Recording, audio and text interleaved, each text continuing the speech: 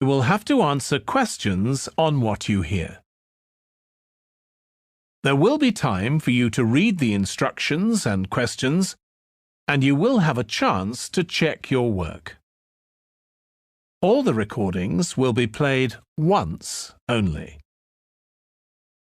The test is in 4 sections. At the end of the test, you will be given 10 minutes to transfer your answers to an answer sheet.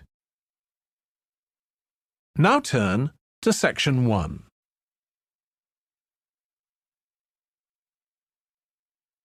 Section 1. You will hear a telephone conversation between a woman who is looking for a job and a man from a company that organizes cycling holidays. First, you have some time to look at questions 1 to 6.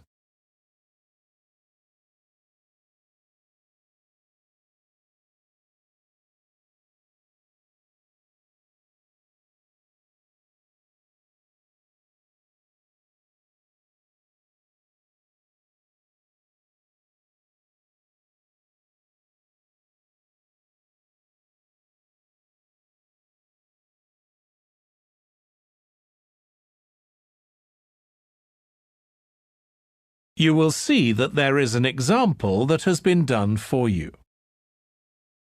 On this occasion only, the conversation relating to this will be played first. Hello, Pembroke Cycling Holidays. Bob speaking. Oh, hello. I've seen your advert for people to lead cycle trips. Are you the right person to speak to? Yes, I am. Could I have your name, please? It's Margaret Smith. The woman's surname is Smith. So Smith has been written in the space. Now we shall begin. You should answer the questions as you listen because you will not hear the recording a second time. Listen carefully and answer questions 1 to 6. Hello, Pembroke Cycling Holidays. Bob speaking. Oh, hello. I've seen your advert for people to lead cycle trips. Are you the right person to speak to? Yes, I am. Could I have your name, please? It's Margaret Smith. Are you looking for a permanent job, Margaret? No, temporary. I've got a permanent job starting in a few months' time, and I want to do something else until then. What work do you do? This will probably sound crazy. I used to be a lawyer, and then I made a complete career change, and I'm going to be a doctor. I've just finished my training. Right. And have you had any experience of leading cycle trips? Yes, I've led several bike tours in Africa. The trip to India that I had arranged to lead next month has now been cancelled.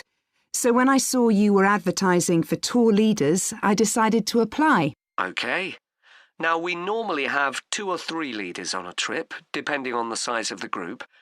Some tours are for very experienced cyclists, but we've got a tour coming up soon in Spain, which is proving so popular we need an additional leader. It's a cycling holiday for families. Would that suit you? It certainly would. I enjoy working with children, and I probably need some more experience before I go on a really challenging trip. That tour includes several teenagers. Have you worked with that age group before? Yes, I'm a volunteer worker in a youth club where I help people to improve their cycling skills. Before that, I helped out in a cycling club where I taught beginners. Well, that's great. Now, the trip I mentioned is just for a fortnight, but there might be the possibility of leading other tours after that. Would that fit in with your plans? That'd be fine. I'll be free for 5 months. My job is due to start on October the 2nd, and I'm available from May the 1st until late September. Good. Now, is there anything I need to know about the food you eat? We usually have 1 or 2 people in the group who don't eat meat, or have some sort of food allergy, so we're always very careful about that. Yes, I'm allergic to cheese. Would that be a problem? No. As long as we have enough notice, we can deal with that. That's great. Before you hear the rest of the conversation, you have some time to look at questions 7 to 10.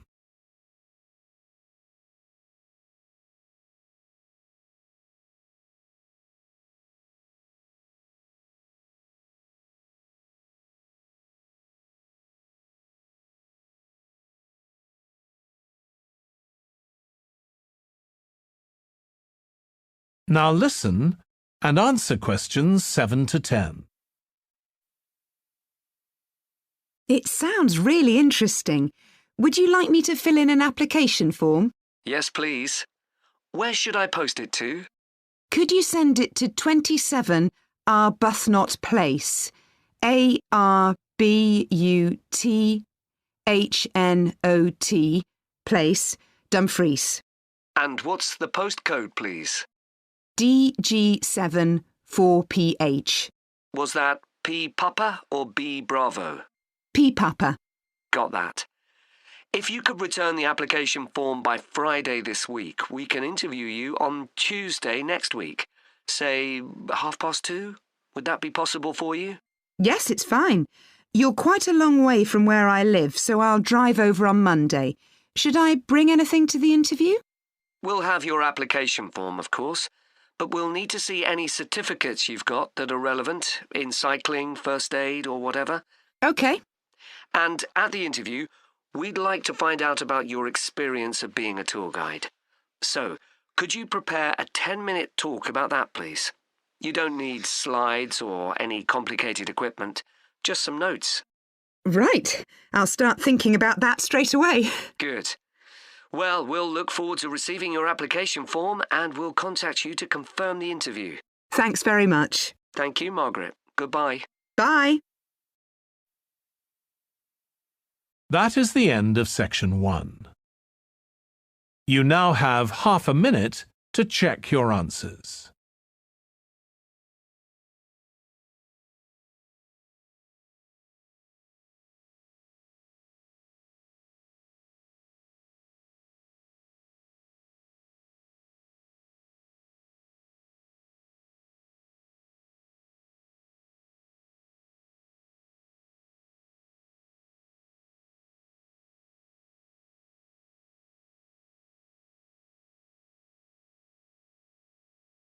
Now turn to section 2. Section 2. You will hear a podcast about an area called the Sheep Market in a New Zealand city. First, you have some time to look at questions 11 to 14.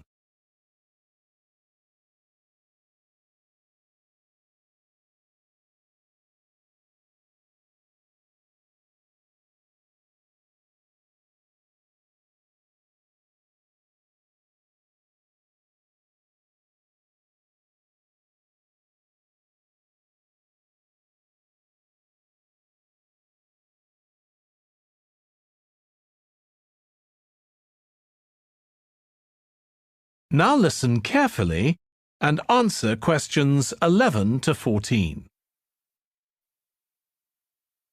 Welcome to this podcast about the sheep market, which is one of the oldest parts of the city. As its name suggests, there was originally a market here where farmers brought their sheep, but now it's been redeveloped into a buzzing, vibrant area of the city, which is also home to one of the city's fastest growing communities. The nearby university has always meant the area's popular with students who come in to enjoy the lively nightlife, but now graduates embarking on careers in the worlds of fashion and design are buying up the new apartments recently built here to replace the small houses where the market workers used to live. The narrow old side streets are great places for finding original pictures, jewellery and ceramics which won't break the bank, as well as local produce like fruit and vegetables. There's also lots of pavement cafes where you can have a coffee and watch tourists from all over the world go by. The oldest buildings in the area are on the main streets, including the city's first department store, built in the 1880s, which is still open today. The sheep market is a centre for fashion, and there's a policy of encouraging new young designers. The Young Fashion Competition is open to local young people who are passionate about fashion. This year, they've been asked to design an outfit based on ideas from the music and technology that's part of their everyday life, using both natural and man-made fibres. The garments will be judged by a panel of experts and fashion designers, and the winning entries will be modelled at a special gala evening. Parking at the sheep market is easy. There are plenty of pay and display car parking spaces on the roadsides, which are fine if you just want to stay for an hour or two. But if you want to spend the day there, it's better to park in one of the 4 underground car parks. It's not expensive, and if you can present a receipt from one of the local stores, you'll not be charged at all. After 6 p.m, many of the car parks have a flat rate which varies, but it is usually very reasonable. Before you hear the rest of the podcast, you have some time to look at questions 15 to 20.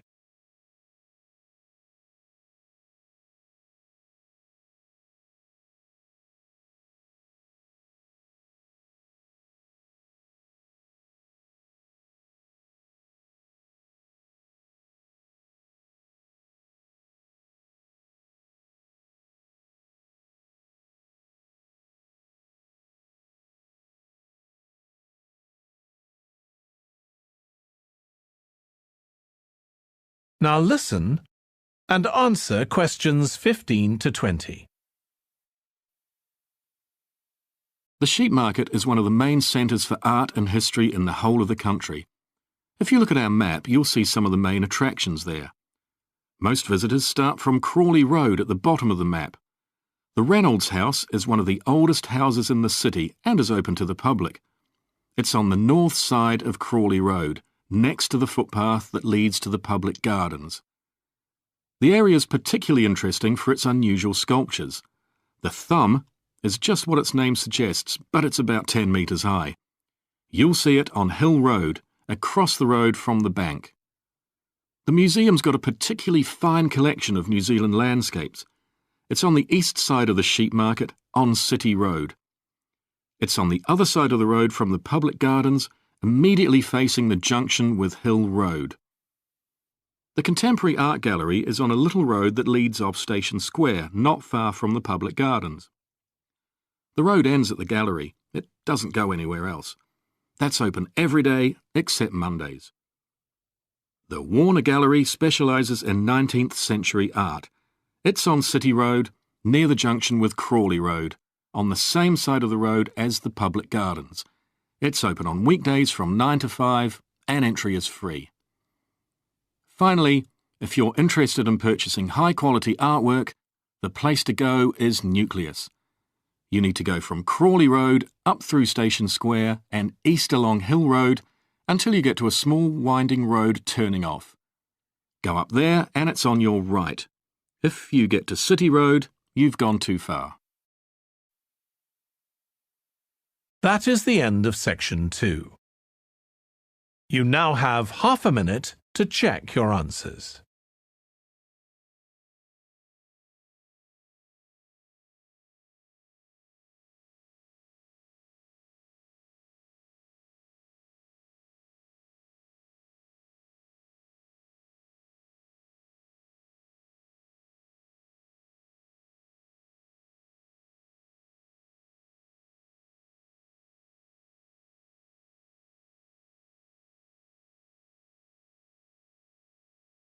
Now turn to section 3.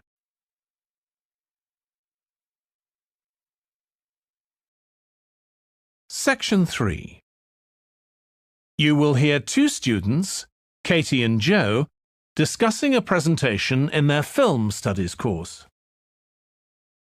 First, you have some time to look at questions 21 to 24.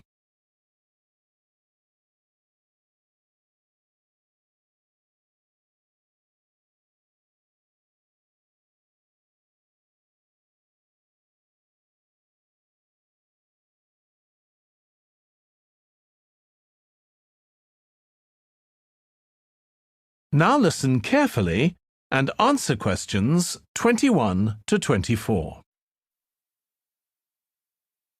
Joe, you know I'm giving a presentation in our film studies class next week. Yes. Well, could we discuss it? I could do with getting someone else's opinion. Of course, Katie. What are you going to talk about? It's about film adaptations of Shakespeare's plays. I've got very interested in all the different approaches that film directors take. Uh-huh.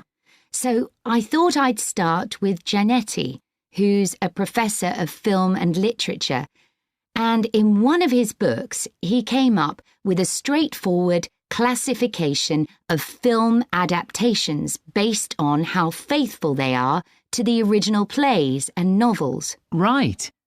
I've already made some notes on that, so I just need to sort those out before the presentation. I thought that next I'd ask the class to come up with the worst examples of Shakespeare adaptations that they've seen, and to say why. That should be more fun than having their favourite versions. Yes, I can certainly think of a couple. Right. Next, I want to talk about Rachel Malco. I came across something on the internet about her work on film adaptations, and I was thinking of showing some film clips to illustrate her ideas. Will you have enough time, though, both to prepare and during the presentation? After all, I doubt if you'll be able to find all the clips you want. Perhaps you're right. OK, well, I'd better do some slides instead, saying how various films relate to what she says. That should encourage discussion. Next, I want to say something about how plays may be chosen for adaptation because they're concerned with issues of the time when the film is made. You mean things like patriotism or the role of government? Exactly. It's quite tricky, but I've got a few ideas I'd like to discuss. Before you hear the rest of the discussion, you have some time to look at questions 25 to 30.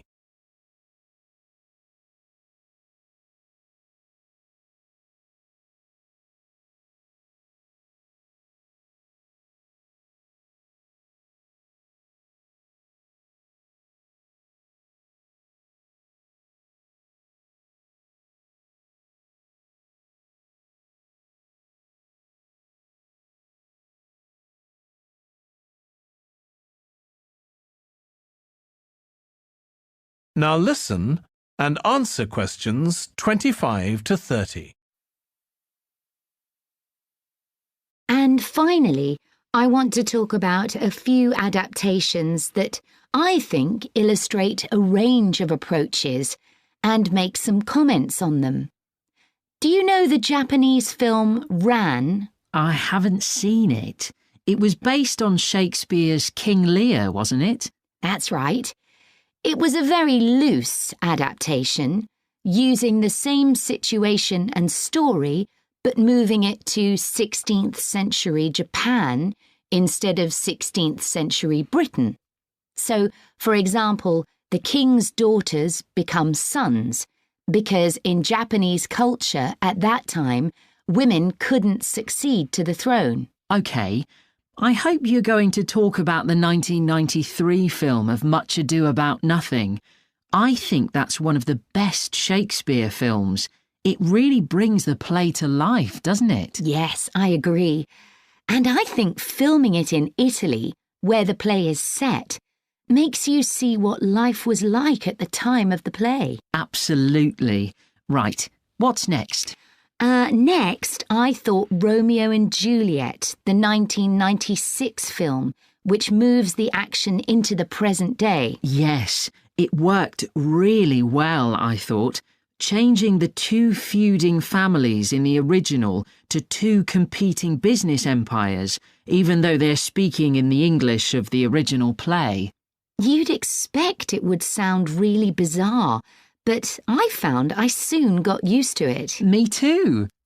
Then I thought I'd include a real Hollywood film, one that's intended to appeal to a mass commercial audience. There must be quite a number of those. Yes, but I've picked the 1996 film of Hamlet.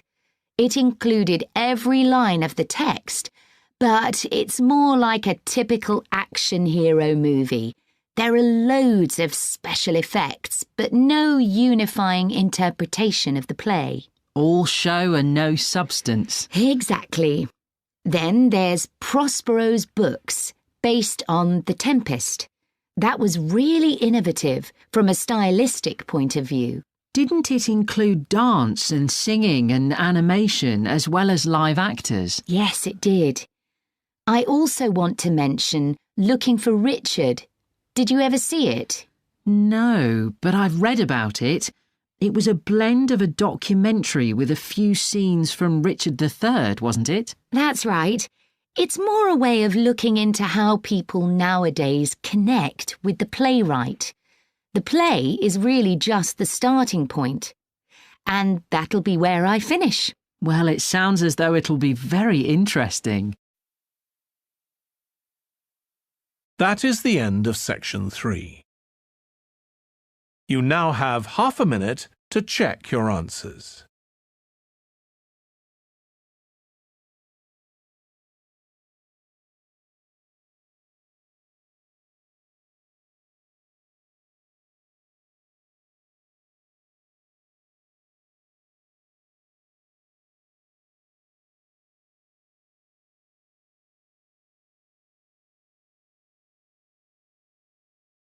Section 4. You will hear part of a lecture about noise in Section 4. First, you have some time to look at questions 31 to 40.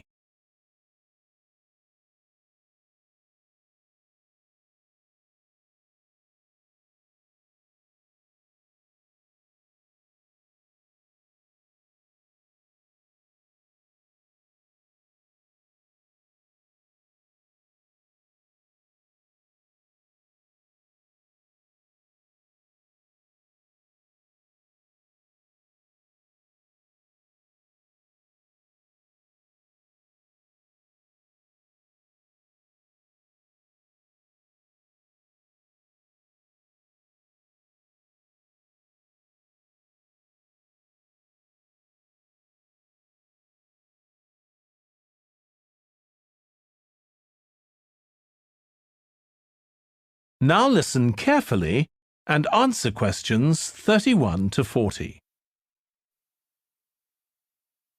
This lecture will be about the science of acoustics, the study of sound, in relation to urban environments such as cities. As an acoustic engineer myself, I think this is an area where we're likely to see great changes. In the past, researching urban soundscapes was simple. We measured levels of sound in decibels, so I used to take my sound meter and I measured the noise somewhere, and then I might ask a sample of people to say at what level the sound became annoying. With data like this, acoustic engineers have been able to build up what we call noise maps, maps of the sound environment. But actually, these aren't a lot of use. What they do show is that the highest noise levels are generally on roads.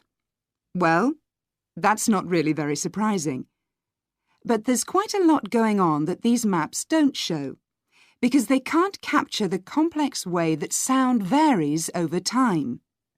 So they ignore important issues such as the noise someone might hear from the open windows or gardens of their neighbours. And this sort of noise can be quite significant in summer. We don't have any databases on this sort of information. As well as that, these records of sound levels take no account of the fact that people vary in their perceptions of noise. So someone like me with years of working in acoustics might be very different from you in that regard. But anyway, even though these noise maps are fairly crude, they've been useful in providing information and raising awareness that noise matters. We need to deal with it, and so it's a political matter. And that's important. We need rules and regulations because noise can cause all sorts of problems. Those of you who are city dwellers know that things go on 24 hours a day, so city dwellers often suffer from interrupted sleep. It's also known that noise can lead to a rise in levels of stress due to physical changes in the body affecting the composition of the blood. And there are other problems as well. For instance, if school children don't have a quiet place to study, their work will suffer. Now, one problem with decibel measurement is that it doesn't differentiate between different types of noise. Some types of sounds that most people would probably think of as nice and relaxing might well score quite highly in decibel levels. Think of the sound made by a fountain in a town square, for example. That's not necessarily something that we'd want to control or reduce. So maybe researchers should consider these sorts of sounds in urban design. This is going to be tricky, because just measuring decibel levels isn't going to help us here. Instead, many researchers are using social science techniques, studying people's emotional response to sound by using questionnaires and so on.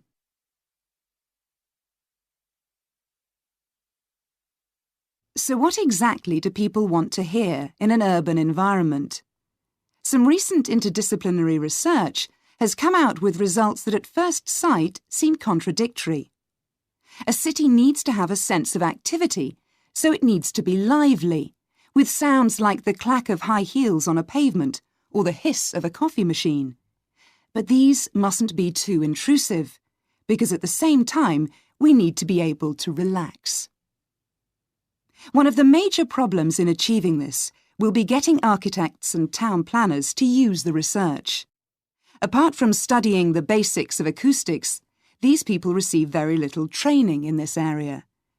But in fact, they should be regarding sound as an opportunity to add to the experience of urban living, whereas at present they tend to see it as something to be avoided or reduced as far as possible, or something that's just a job for engineers, like the street drainage system.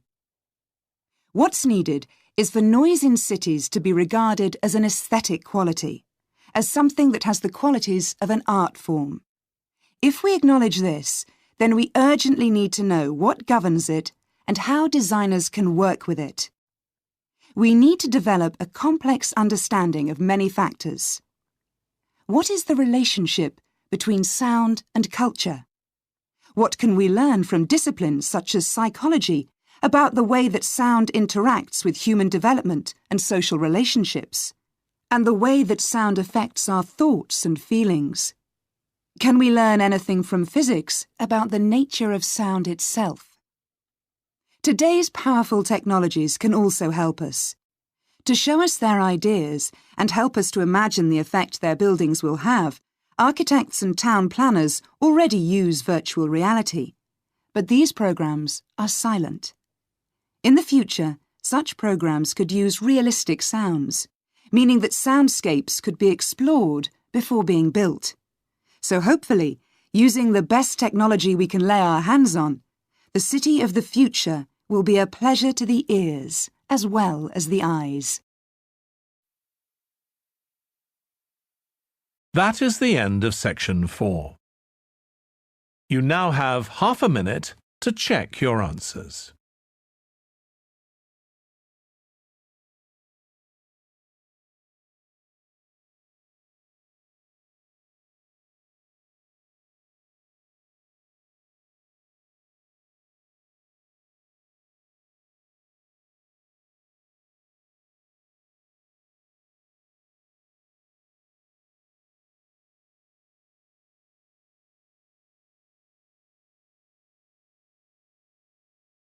That is the end of the listening test. In the IELTS test, you would now have 10 minutes to transfer your answers to the answer sheet.